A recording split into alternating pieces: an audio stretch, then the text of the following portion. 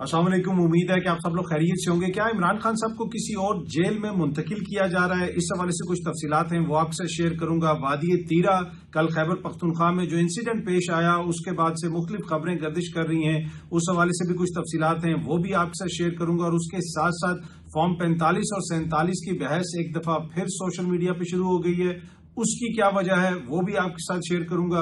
कुछ मजीद खबरें हैं पाकिस्तान से, बैरून मुल्क से, कोशिश होगी कि आज के इस व्लॉग के अंदर वो भी आपके साथ शेयर की जाए। लेकिन सबसे पहली खबर जो मैंने आपसे शेयर करनी है वो फॉर्म 45 और 47 के हवाले से है।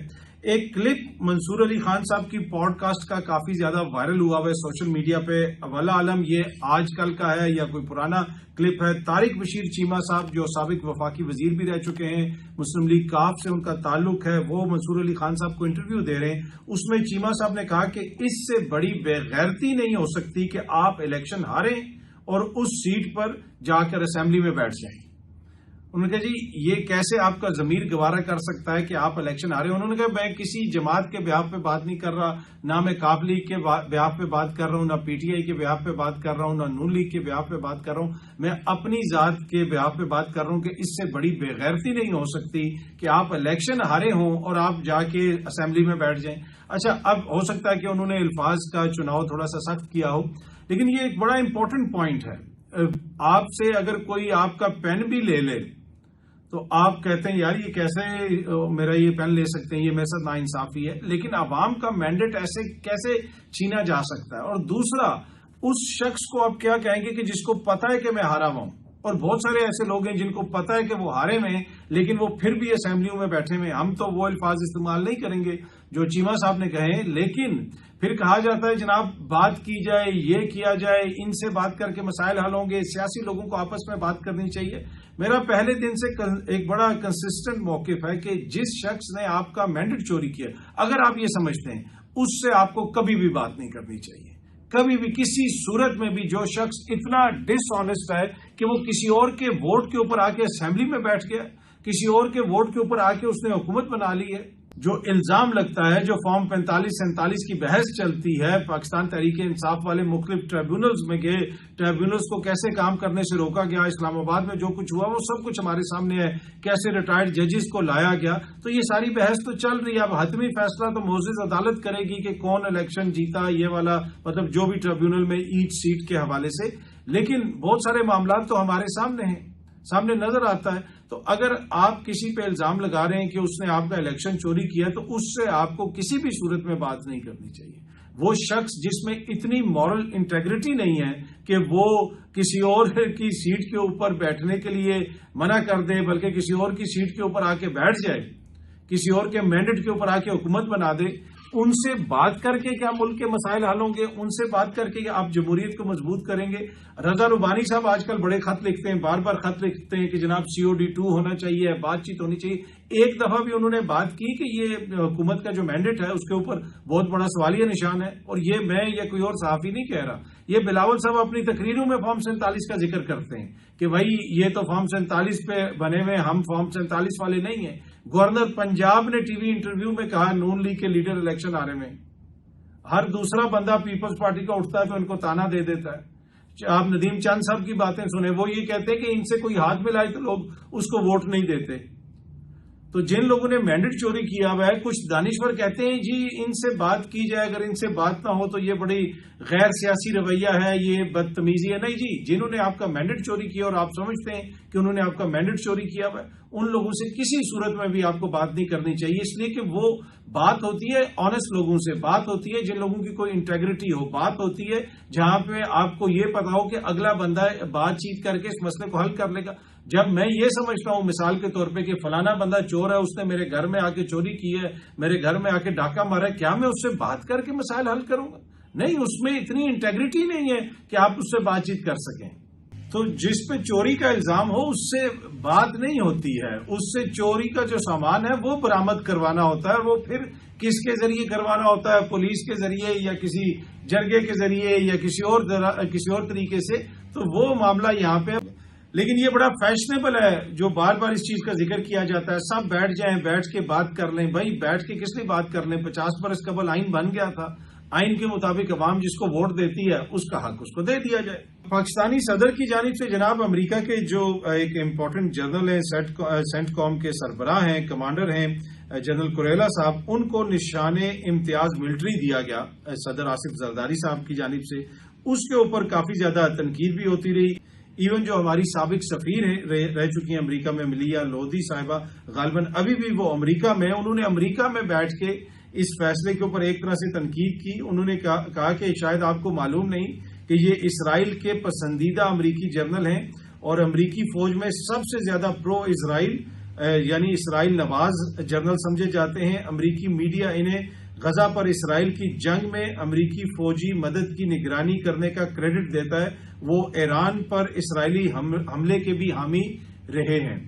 تو وہ ملیہ لودھی صاحبہ امریکہ میں بیٹھ کے کہہ رہی ہیں کہ یہ جو امریکی جرنل ہے یہ اسرائیل کا بڑا حامی ہے، ایران پہ جو حملہ ہوا اس میں بھی یہ بڑا حامی رہا اور اس کے اوپر امریکی میڈیا بڑا تنقید کرتا ہے۔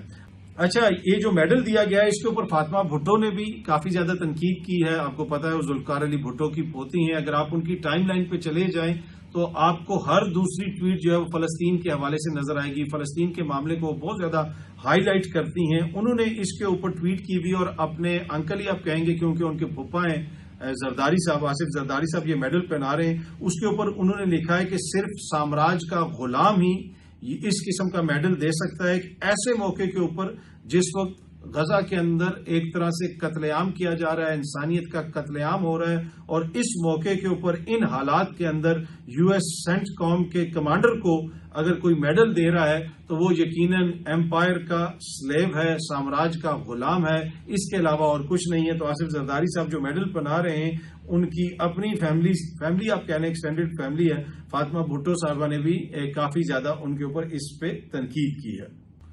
اچھا جی، اگلی سٹوری یہ خیبر پختونخوا سے ہے۔ کل تیرا میں کیا ہوا، کس نے گولیاں چلائی، ایک حکومتی ورژن ہے۔ سوشل میڈیا پہ کچھ لوگ کلیم کر رہے ہیں، پاکستان تحریک انصاف والے کچھ اور کلیم کر رہے ہیں، کچھ لوگ کچھ اور ٹویٹس کر رہے ہیں۔ ڈان نیوز آج یہ رپورٹ کر رہا ہے کہ 7 lives lost as protest turns violent in تیرا۔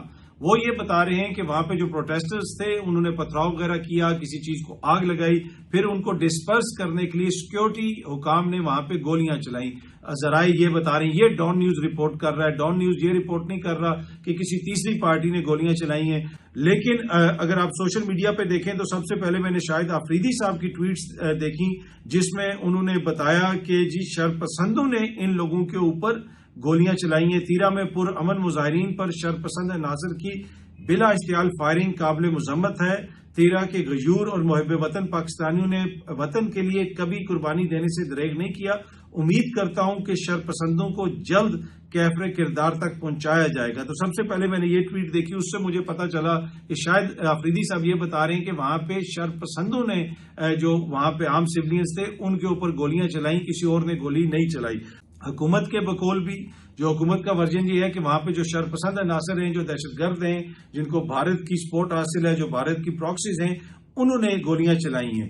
لیکن وہاں پہ جو مقامی لوگ کلیم کرتے ہیں وہ یہ کہتے ہیں کہ جی سیکیورٹی حکام نے گولیاں چلائی ہیں جب وہاں پہ کراؤڈ گیا ان کو ڈسپرس کرنے کے لیے۔ ڈان نیوز بھی اسی چیز کو رپورٹ کر رہا ہے۔ اب آبویسلی اس کے اوپر تحقیقات ہونی چاہیے، کس نے گولیاں چلائی ہیں، کیسے گولیاں چلی، کس نے وہاں پہ آگ لگائی، کس نے اس پرامن مظاہرے کے اندر جا کے پتھراؤ وغیرہ کی، یہ ساری چیزیں یقیناً اس کی تحقیقات ہوں گی تو پتہ چلے گا۔ لیکن ایک جرگہ ضرور ہوا ہے تیرا واقعہ کے بعد۔ ضلع انتظامیہ، پاک فوج اور قبائلی معاہدین کا جرگہ، واقعے کی تحقیقات قانون کے مطابق کارروائی کروانے کی یقین دہانی کروائی گئی ہے۔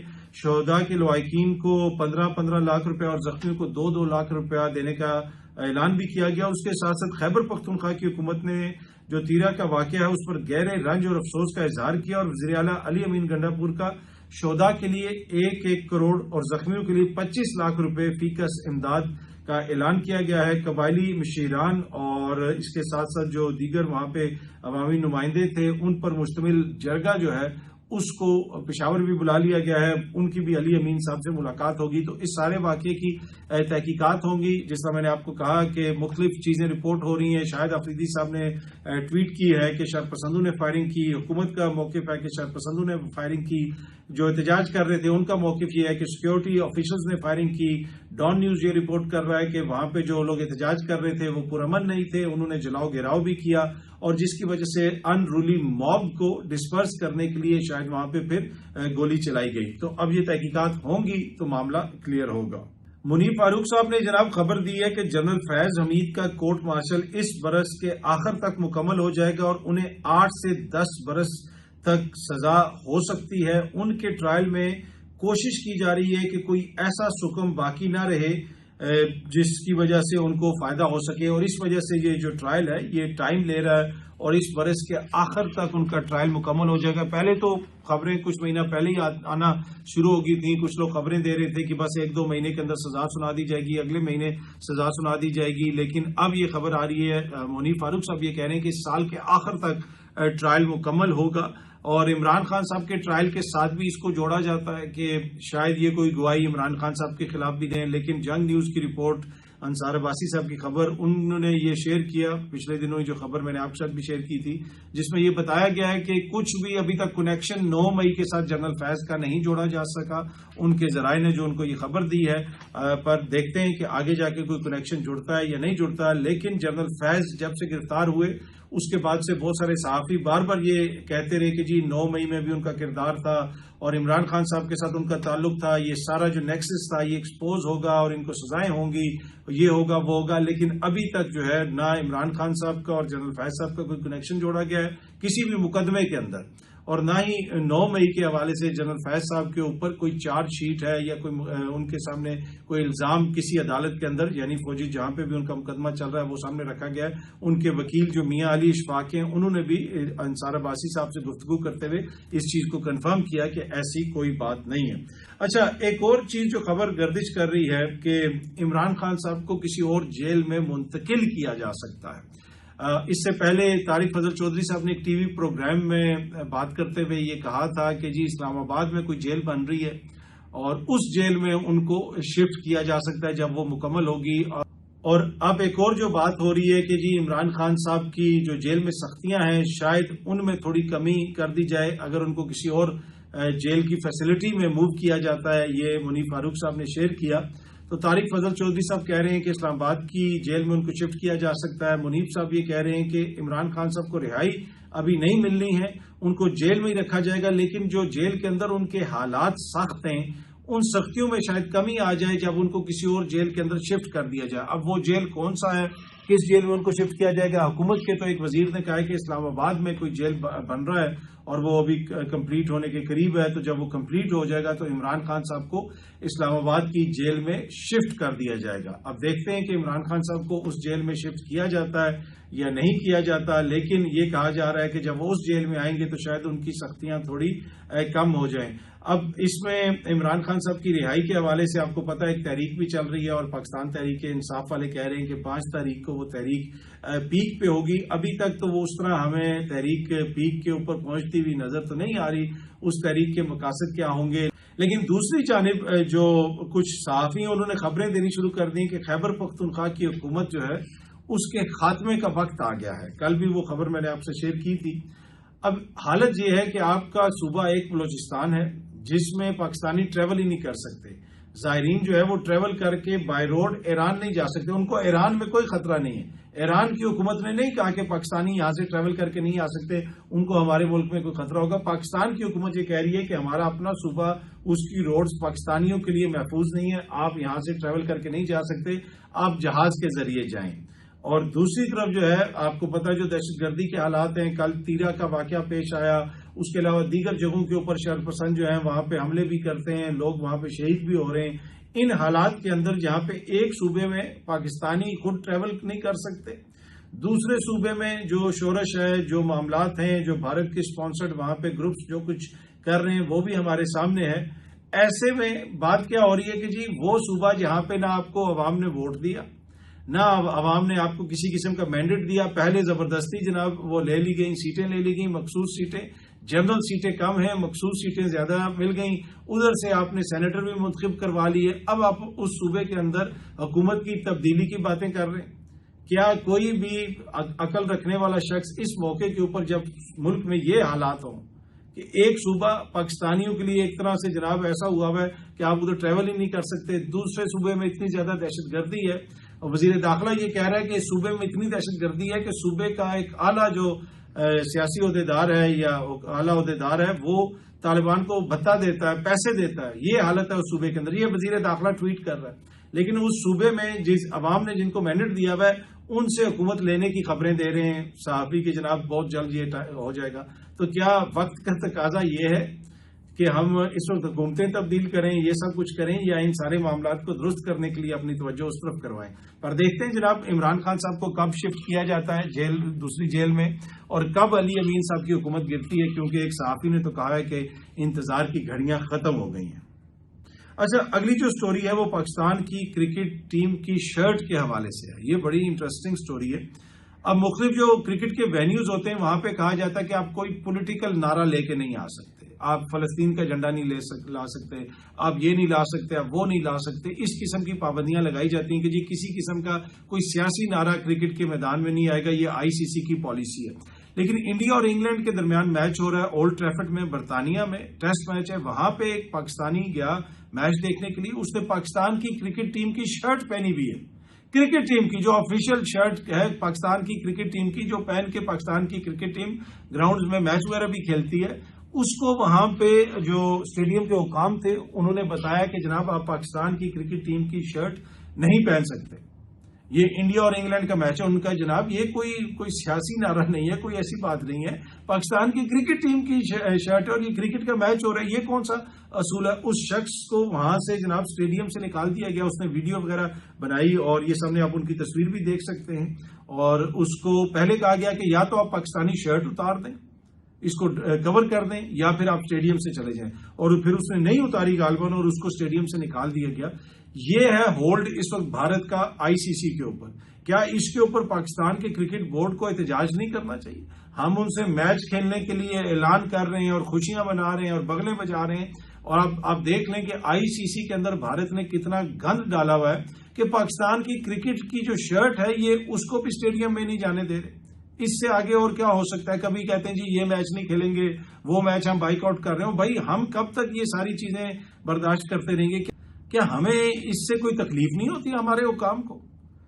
اس مسئلے کو تو آئی سی سی لیول کے اوپر اٹھانا چاہیے محسن نقوی صاحب کو، جس دن وہ چیئرمین پی سی بھی ہوں، اس لیے کہ کبھی وہ وزیر داخلہ بھی ہوتے ہیں نا، ان کے اور بھی بڑے مسائل ہیں، تو جس دن وہ چیئرمین پی سی بھی ہوں، جس دن اب آئی ڈونٹ نو ہفتے میں کس دن وہ چیئرمین پی سی بھی ہوتے ہیں، جس دن وہ چیئرمین پی سی بھی ہوں ان کو تو اس مسئلے کو عالمی سطح پہ اٹھانا چاہیے کہ یہ کیسے ہو سکتا ہے کہ آپ پاکستان کی کرکٹ ٹیم کی جو شرٹ ہے کہیں کہ جناب یہ کرکٹ اسٹیڈیم میں الاؤڈ نہیں ہے۔ اب انگلینڈ اور بیلجیم کا میچ ہو رہا فٹ بال کا، میں فرانس کی شرٹ پہن کے چلا جاؤں، کسی نے مجھے کچھ نہیں کہنا۔